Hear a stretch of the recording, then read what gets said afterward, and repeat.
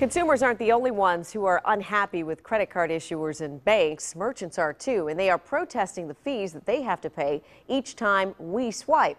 And they're calling on Capitol Hill lawmakers to restrict those fees. So what does this mean for all of us? U.S. News and World Report's Kimberly Palmer is here to help us sort it all out. Welcome, Kim. Thank you. The first thing I want to say is not another fee, but this is an interchange fee, and we should tell people what this is. Yes, it's a little bit different because most of us don't even realize when we're paying it. So every time we use our credit cards to buy anything, whether it's groceries or a cup of coffee, the merchant has to pay a 2% fee to the bank that issued the credit card. So we might not be aware of it, but they're paying that fee. Now, merchants are calling on Congress to sort of legislate this fee.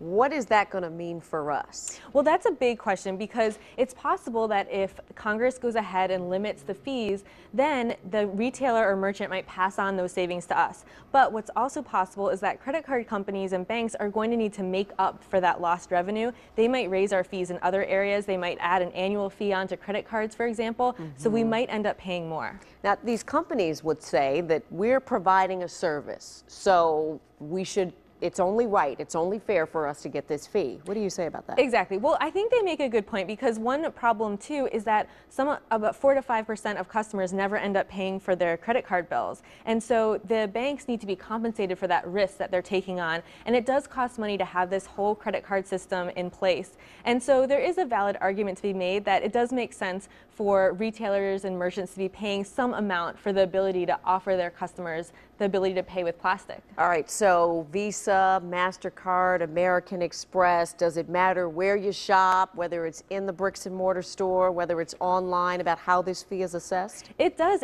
because different stores have negotiated different rates. And so grocery stores, for example, they have really tight margins. They've negotiated lower rates, so they pay less. Online retailers tend to pay more. But for the shopper, for consumers, we really aren't aware of it, so there's really no way to know what is being charged on each occasion. We'll certainly be watching this, Kim, and I know you'll be following that. Kim Palmer, always great information.